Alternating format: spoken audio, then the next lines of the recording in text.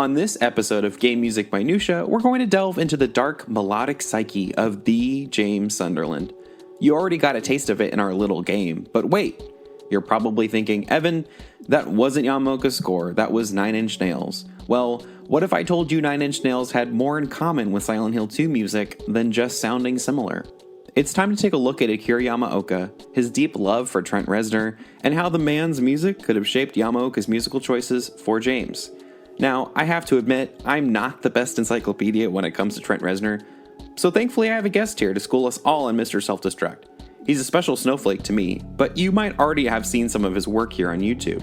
Oh hey Evan, well, it's my pleasure because you give me the chance to publicly fangirl about Trent Reznor, and I always appreciate that. Well, I always appreciate you and the work that you do, so thanks again.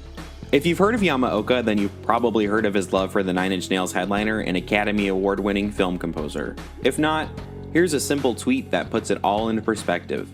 Now, during the early development of Silent Hill 2, Team Silent and specifically Akira Yamaoka received their much-deserved acclaim after the success of Silent Hill. During the making-of interview for the sequel, each member elaborated on their creative process on the overall game, with Yamaoka describing his approach for repetition within the music composition. "I wanted to create something different," he says. Amongst other interviews, questions of his influences popped up, and while most of his answers would lean toward Angelo Badalamenti of Twin Peaks and David Lynch fame, and Depeche Mode, he wouldn't really drop Reznor into the conversation much at all. Now, this could be a red flag that we're just creating inspirations for Yamaoka when he may have not have had any intention of referencing Reznor's work, but thankfully we have time on our side. Looking back, it's clear how Trent Reznor and his 1994 album permeated Yamaoka's focus on creating an alternative to the typical game music score. Both artists have clearly more in common than just being musicians. They set out to explore a new corner of their genre. The album we're going to focus on in particular is 1994's The Downward Spiral, one of the most critically acclaimed concept albums of all time. With 7 years between the release of the album and Silent Hill 2, Yamaoka would have had plenty of time to cherish the music, learn it backwards and forwards, and let it become an important part of his musical process. And often for artists, their modern influences don't always surface to the top of their "this is who inspires me" list, and that's because at the time, they would be a peer to them. In this scenario, that is completely true, as Reznor had composed music for the original Quake soundtrack, and thereby placing him in the same realm as Yamaoka. That's all okay, because what really matters is how both of the artists' work stacks up next to each other. Silent Hill, at its core, is all about exploring the unknown and bringing a fresh twist on the typical horror romp, and Yamaoka decided to channel this with a thoroughly avant-gardistic industrial soundtrack. For Silent Hill 2, James takes us on a journey into his discovery of his dark deeds, killing his wife, and perhaps doing it for the wrong reasons, if there ever is a good reason. We're entering the mind of a possible killer. Now let's get back to 9 Inch Nails' The Downward Spiral.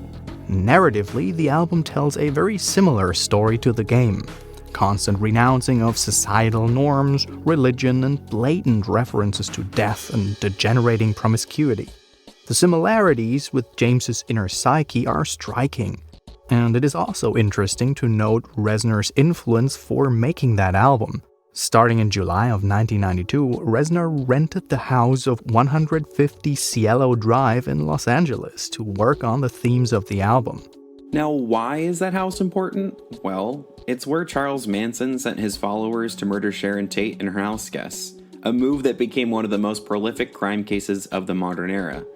Thus, Reznor channeled that terror and darkness into his album. This, on top of the industrial cacophony present in both albums, lends even stronger support to the idea that Yamaoka looked to this album for inspiration. Yamaoka's soundtrack for Silent Hill 2 and Reznor's The Downward Spiral, upon direct comparison, are two very different works for two very different purposes.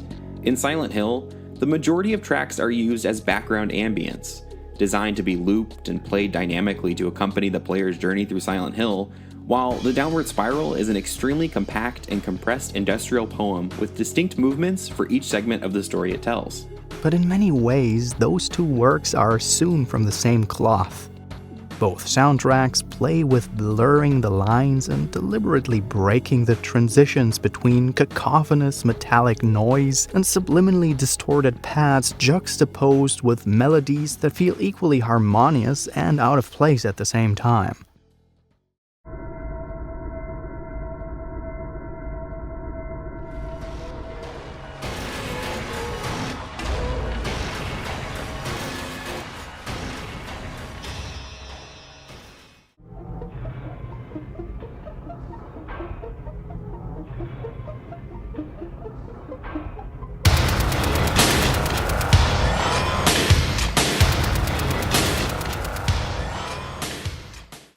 The Downward Spiral is a deep exploration of the darker side of modern society. Its core implications are the self-destruction that lies within what you desire most, because it is that which has the most power over you. The toxic vortex of society turns our desires, affections, and longings into our strongest weaknesses, making them what tears us apart from the inside, resulting in inexorable self-loathing and deprecation. It is also interesting to notice how a central theme of the Downward Spiral is the Nietzschean idea of rejecting God and his existence, the notion that man has killed the very concept of God.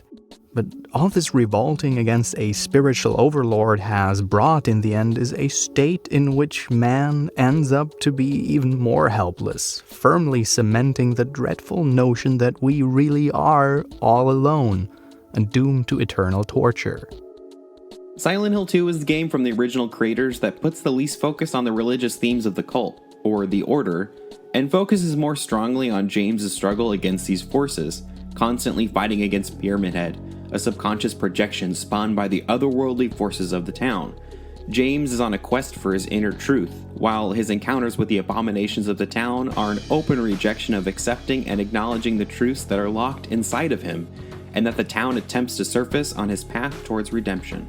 Because James's journey is literally the downward spiral. He constantly travels further downward in a way that makes no geographical sense. And if he's not able to face the hard truths brought forward, he's doomed to repeat this cycle of damnation over and over again. His existence is a flat circle after Nietzsche's doctrine of eternal resurrection. And that's equally the central theme of Nine Inch Nails' concept album. The final tracks leading towards the eventual suicide,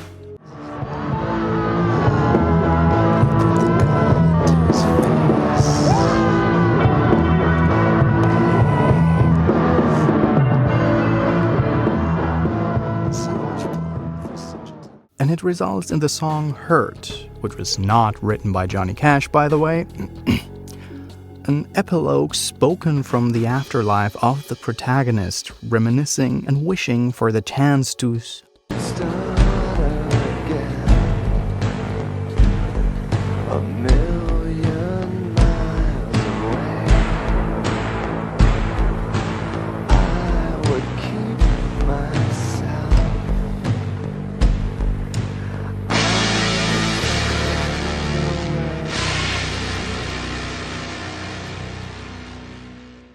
There are so many aspects of the two works that coincide, share similar inspirations, or are just plainly directly inspired that it would far exceed the limits of this video to go into all of them.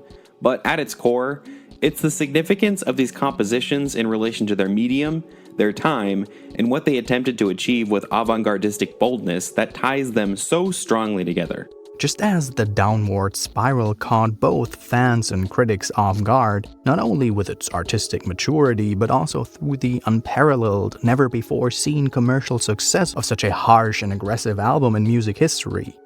In the same vein, Yamaoka, using a similar artistic language and completely turning our understanding of video game music on its head in the process, distinguishes this work of his as a turning point in using a game's score not just as an accompaniment of the action on screen, but as an integral part of the narrative, the setting, and the characters involved. Both works excel in painting an underlying acoustic picture that makes the internal struggle of the protagonist almost physically palpable. But what about now, though? Has Yamaoka rubbed off on Reznor? Well, I'm so glad you asked. His work on David Fincher's Gone Girl holds an interesting answer to that question.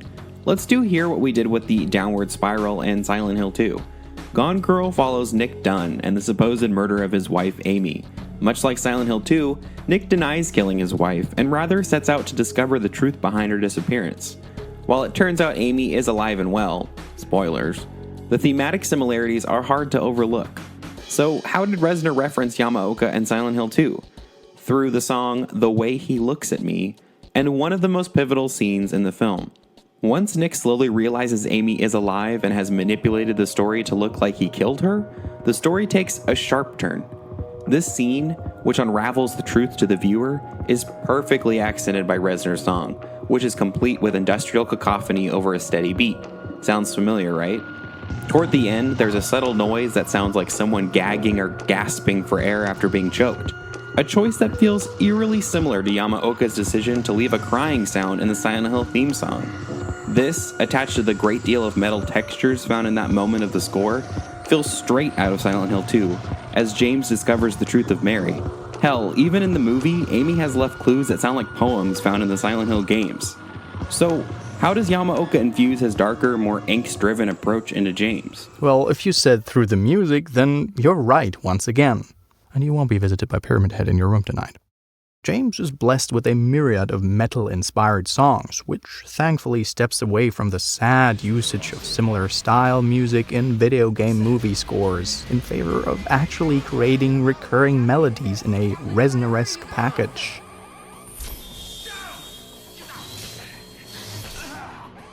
The song played over the end credits of the game, Overdose Delusion, has a quality hard rock feeling that relies heavily on its electric guitar lead to remind us it's all about James.